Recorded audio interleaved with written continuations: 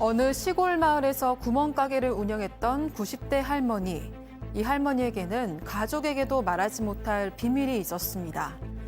지난해 일면식도 없던 한 60대 남성에게 성폭행을 당했다는 사실이었습니다.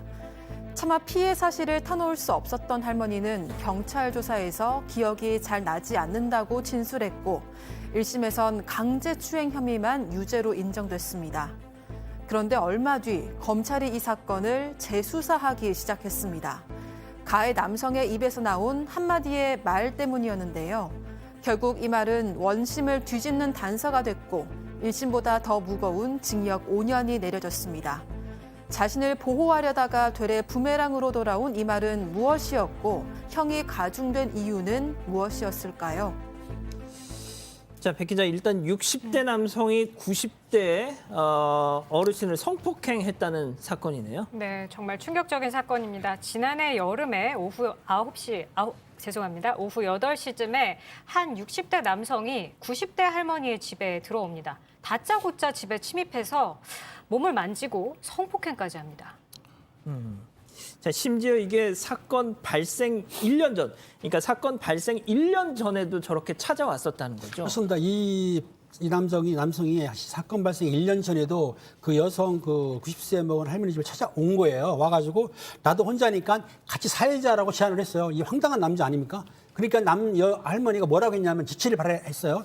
지금 우리 집에 폐쇄로 CCTV가 있는데 그걸 찍게 되면 경찰로 연락이 간다 하니까 이 남성이 겁을 난 거예요. 그러니까 예. 그 당시에는 겁을 내서 도망갔던 사건이 있었던 거죠. 자, 그런데 박 변호사님, 90대 정말 어르신이다 보니까 아무래도 뭐 또렷하게 당시 피해 상황을 이렇게 진술하거나 이런 데는 약간의 어떤 좀 물리적인 부담도 있으셨을 것 같은데, 그렇죠. 아무튼 당시에는 증거 불충분으로 성폭행은 아니고 강제추행이었다. 네. 그렇게만 됐더라고요. 맞습니다. 경찰 진술 때 지금 추행을 당했다라고 했는데 잘 기억은 정확하게 나지 않는다라는 취지의 진술을 했습니다. 또 1심 재판하는 과정에서는 선처를 원한다라고 얘기를 했고요.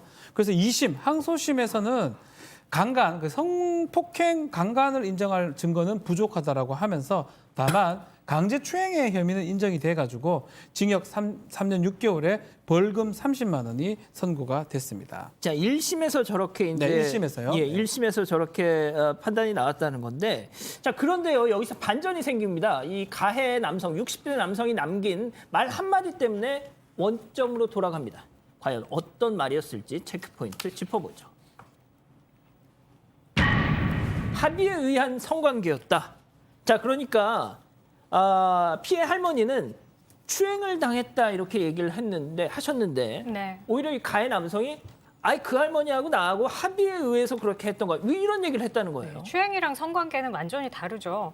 피고인은 검찰 조사에서 합의하고 성관계를 했다라고 주장을 했습니다. 이 피해자는 무슨 이유인지 몰라도 나는 추행만 당했다고 말을 했는데 가해자가 오히려 강요든 합의든 성관계가 있었다는 것을 인정한 겁니다. 중요한 사실이 새로 드러났기 때문에 검찰이 재조사에 돌입을 했고 결국 원심을 뒤집게 됩니다.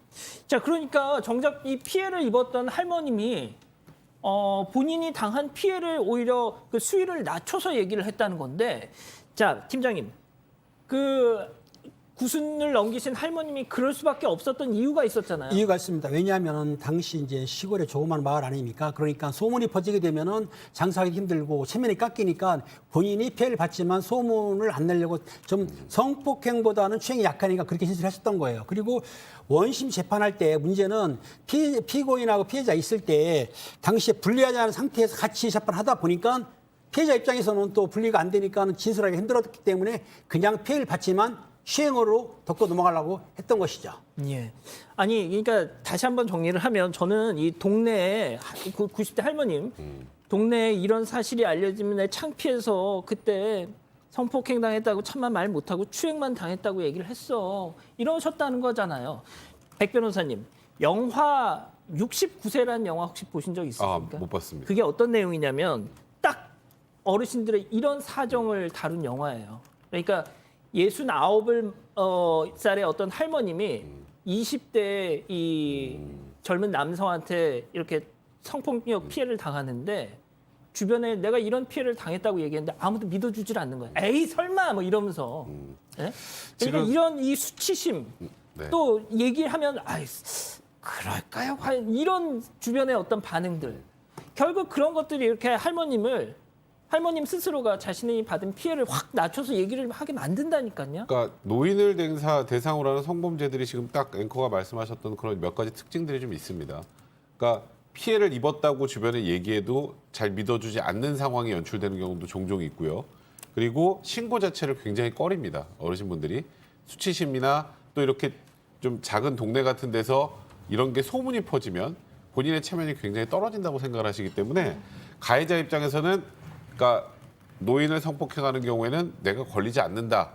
걸려도 제대로 된 진술하기도 어렵다 이렇게 판단하는 경우가 많아요. 예. 그래서 이런 경우가 많은데 제 이번 사건에서 조금 아쉬운 건 아까 1심에서는 이제 소위 성폭행의 혐의가 인정이 안 돼서 강제추행만 인정되지 않았습니까? 예. 근데 검찰 조서 내에 합의하에 성관계에 따른 얘기가 있으면 그럼 기소하기 전에 수사 단계에서 이 부분에 대해서 정확하게 확인을 했었어야 돼요. 아, 분리해서 진술도 받고 그렇죠. 지금 이쪽에서 성관계를 했다고 하는데 어떻게 된 건지 또 피해 할머니에게 어르신에게 확인했었어야 됐고 사실 1심에서도 이제 검찰에서 이 부분을 체크한 다음에 뭐 분리해서 증인신문을 할 수 있는 방안이나 이런 것들을 좀 확인해봤었어야 되는데 그게 좀 없었던 것이 어찌 보면 좀 아쉬운 상황이었던 것 같습니다. 그러면 박 변호사님 네. 성폭행 혐의가 인정이 됐죠? 네, 최종적으로는 주거 침입 강간죄가 인정이 돼서 3년 6개월에서 5년으로 형이 지금 올라가는 상황이 됐는데 축소 사실을 인정했어요. 소문이 퍼질 것 같아서 이 피해를 축소 진술한 것으로 보인다라고 법원은 얘기했고요. 특히 재판을 하면서 1심에서 피고인하고 분리가 안 됐기 때문에 진술이 어려울 것이다라고 하면서 사실 강제추행이나 강간죄나 행위 태양은 비슷합니다. 폭행 협박이거든요. 어차피 집에 와서 거동이 쉽지 않은 피해자를 손목에 멍이 들 정도로 잡아 끌었던 거 이거 자체가 강간의 고의가 인정된다라고 해가지고 결국은 5년의 징역형을 선고를 했습니다. 지금 배터님이 딱 그 말씀하시면 5년? 장난하냐? 그러니까 저도 사실 전 뭐 사람 같지도 않은 정말 짐승만도 못한 이렇게 노인을 대상으로 성범죄를 저지른 이런 사람에게 징역 5년이라는 게 그냥 일반 시민의 입장에서 너무 택도 없이 낮은 형량 같습니다만 또 우리나라 지금 이 법 체계하에서 징역 5년이라는 형량 자체가 그렇게 낮지 않기 때문에 법원에서도 성범죄 사실을 확인하고 이제 징역 5년을 이제 항소심에서 더 추가해 선고를 하게 된 건데요. 저는 이런 사건들 같은 경우에는 조금 더 양형을 현실할 필요가 있지 않을까. 저는 항상 제가 무슨 엄벌에만 처하자는 뜻이 아니고 국민의 상식과 형량은 어느 정도 비슷해져 갈 필요는 있지 않을까라는 개인적인 생각은 조금 듭니다. 그러니까요. 알겠습니다. 오늘 사건 이렇게 정리하고요.